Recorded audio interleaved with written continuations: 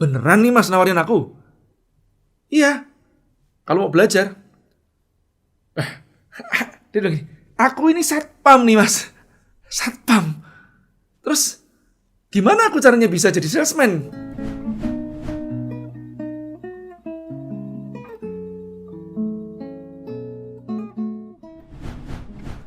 Saya memulai bisnis tahun 98 bulan Agustus. 3 bulan berselang, bangkrut yang pertama kali. Kemudian saya mendapatkan investor yang kedua kalinya. Di tahun 99 awal, saya memulai bisnis saya yang serupa, yaitu di bidang industrial supply atau supplier industri. Kerennya sih seperti itu, tapi faktanya sebetulnya palu gada. Apa lo mau gua ada kalau udah kepepet seperti itu. Nah, di tahun 99 hingga tahun 2000, bisa dikatakan saya nyaris sendirian. Hanya dibantu oleh seorang sekretaris, Siti Yani, yang sudah pernah saya storykan sebelumnya di leadership yang parah. Kemudian tahun 2000, saya mentok pada saat itu omsetnya di angka sekitar 20 ribuan Singapura dolar. Kalau dengan kurs yang sekarang sekitar 200-an juta ya kira-kira. Nah, saya berpikir, wah ini udah gak ketanganan lagi nih. Ini saatnya untuk meng-hire salesman. Hanya saja pada saat itu ada ego dan kesombongan saya yang mengatakan begini, wah di mana ya saya bisa mendapatkan salesman yang bisa memaintain ya hubungan dengan customer dan juga bisa masuk ke dalam perusahaan-perusahaan yang bisa dikatakan tidak mudah. Tapi karena sudah terlanjur terpaksa, ya sudahlah, saya berpikir siapa ya kandidat yang cocok. Saya lebih memilih mencari kandidat itu di lapangan. Maksudnya di lapangan itu apa? Yang saya temuin secara mungkin tidak sengaja keseharian saya pada saat saya nyales. Dan orang ini memiliki jiwa pelayanan yang bagus. Nah, saya terpikir oleh satu orang nih. Tapi Anda percaya, orang itu siapa? Satpam, security di suatu perusahaan klien kami pada saat itu. Namanya Asia Brown Boveri. Di lingkungan industri muka kuning. Apa yang membuat saya tertarik dengan seseorang sosok ini? Karena dia sangat helpful banget. Meskipun seorang satpam, jangan salah, dia juga membangun kredibilitasnya. Pada saat saya datang, dia menyapa dengan senyuman, seolah kayak bukan orang yang melakukan kerjaannya dengan terpaksa. Kemudian, kadang kalau saya membawa barang berat-berat, karena memang dulu saya ya nyales sendiri, ngangkat sendiri, belanja sendiri. Pokoknya direktur deh, direken batur, atau dijen, direktur ijen. Saat itu, saya terfokus nih oleh satu kandidat, seorang satpam ini. Suatu saat saya mengantar produk saya ke gudang, tapi yang di cabang.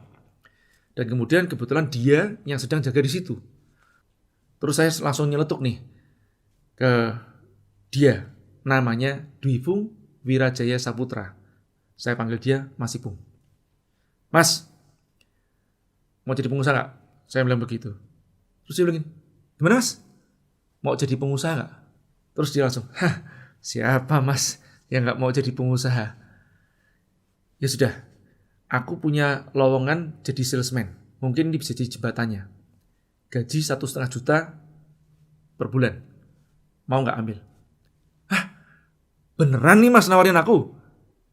Iya, kalau mau belajar.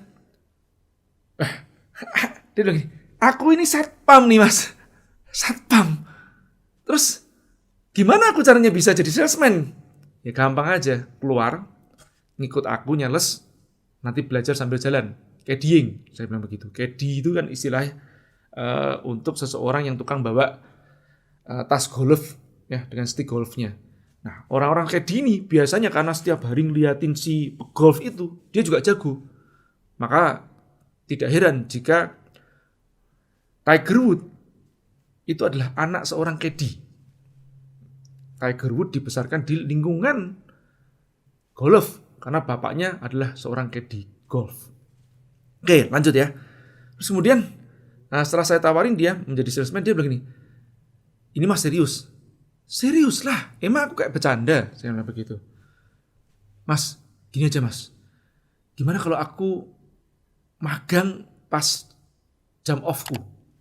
Misalkan hari liburku, hari apa, nanti aku off, aku magang sama Mas Jaya aja.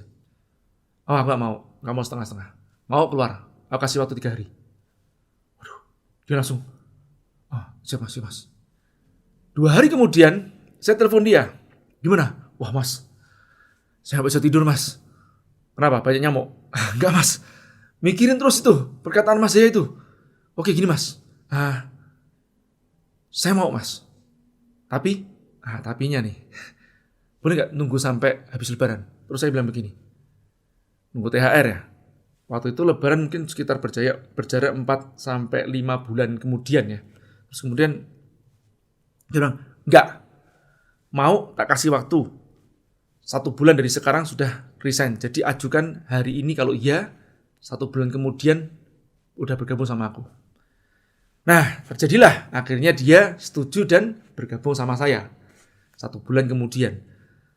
Sebulan kemudian di hari pertama dia kerja, diajarin sedikit untuk cari barang bagaimana. Sebetulnya otaknya dia cerdas.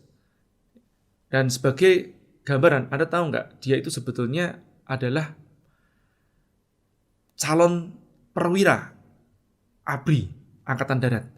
Dia dulu tidak sampai lulus AKABRI, 5 bulan jelang lulus dari Akademi Militer, dia terkena kasus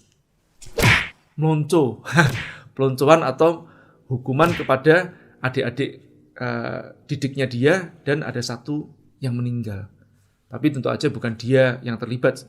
Ini sebetulnya kakak kelas pada terlibat semuanya. Hanya saja dia yang terkena imbasnya dan dia dipecat dengan tidak hormat dari Akademi Militer 5 bulan sebelum dia menjadi perwira.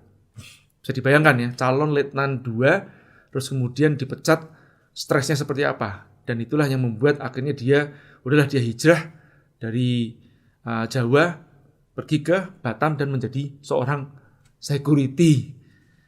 Oke, lanjut. Nah, di hari pertama dia bekerja, dia membuat kesalahan yang sangat fatal. Sampai membuat kerugian $800 karena salah memberikan harga. Waduh, $800 itu ya 8 jutaan lah ya kira-kira pada saat sekarang ini ya. Nah, saya langsung gimana nih? Saya marahin sih. Saya marah tapi ya sudah, marah bagi saya tuh marah tuh beda dengan namanya benci. Marah ya marah, selesai belajar lagi. Toh mungkin juga di situ juga ada kesalahan-kesalahan saya yang saya mungkin tidak detail menjelaskan kepada dia. Waktu berjalan, hanya berselang 4 bulan. 4 bulan kemudian saya melihat bahwa kemampuannya dia nyeles ini luar biasa. Fleksibilitasnya dia, keluasan dia, keramahan dia, helpfulnya dia, membuat dia ini akhirnya mendapat cop dari saya. Ini orang ini lebih jago daripada aku nyelesnya. Jadi saya mengakui pada saat itu, ini dia lebih jago daripada saya nyelesnya. Dan setelah itu saya mengatakan pada dia, rekrut orang-orang seperti kamu, saya bilang begitu ya, seperti Mas Ipung, rekrut seperti itu. Nah kemudian dia menjadi supervisor dan menjadi manajer, hingga 4 tahun kemudian setelah dia menjadi manajer sales di tempat saya, dia keluar kerja dan membangun usaha dia sendiri, yaitu outsourcing security. Outsourcing security ini sebetulnya bentuk dari solidaritas dia menampung orang-orang yang pernah senasib seperti dia, yaitu orang-orang buangan. Kadang-kadang ada orang-orang yang desersi atau deserse dari Akademi Militer, kepolisian, itu yang kalau tidak ditampung bisa jadi nanti malah menjadi bibit-bibit kriminal atau mungkin terorisme. Karena mereka-mereka ini adalah pasukan-pasukan yang terlatih. Bisa jadi mereka-mereka adalah mungkin pasukan khusus yang di luar sana menjadi sampah. Nah, dia tampung, dia didik secara mentalnya dan kemudian dikasih kerjaan sebagai seorang security. Saat ini di Wifung Wirajaya Saputra, atau saya sering menyebut dengan namanya Mas Ipung, dia punya karyawan lebih dari 2.000 orang.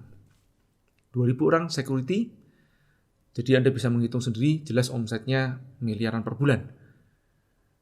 Nasibnya berubah drastis, tidak sama dengan pada saat saya temuin pertama kali. Apa yang bisa dipetik dari pelajaran seorang Dwifung ini? Mas Ipung menurut saya adalah seseorang yang punya pola sukses. Meskipun posisinya dia pada saat itu adalah seorang security, Tapi dia bertindak seperti seorang bos pada dirinya sendiri. Dia ringan tangan dalam membantu, ringan kaki dalam melangkah. Dia mau, meskipun itu bukan job desk-nya, dia bantuin. Yang harusnya yang namanya vendor itu kayak setengah direndahkan, seringkali disuruh-suruh atau ditunjuk-tunjuk atau mungkin dimaki-maki, dibentak-bentak. Tapi dia tidak melakukan itu. Justru dia malah membantu saya. Nah, disinilah saya melihat pola suksesnya dia yang berbeda dengan kebanyakan security ataupun karyawan yang lain.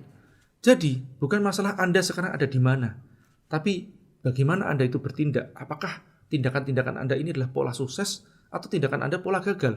Pola gagal contohnya seperti apa? Kebalikan dari Mas Ipnu tadi itu. Kalau dia helpful, pola gagalnya apa? Hitung-hitungan dengan waktu, kerja seenaknya sendiri. Ya, dia kerja sambil main HP, nonton, ataupun tidak sepenuh hati. Nah, yang seperti ini justru seringkali akan terlewatkan oleh peluang-peluang di depannya dia. Kita tidak pernah tahu kapan malaikat itu akan lewat. Tapi setidaknya jika kita memantaskan diri kita dan terus berusaha melakukan yang terbaik setiap saatnya, kita tidak akan kelewatan malaikat. Insya Allah.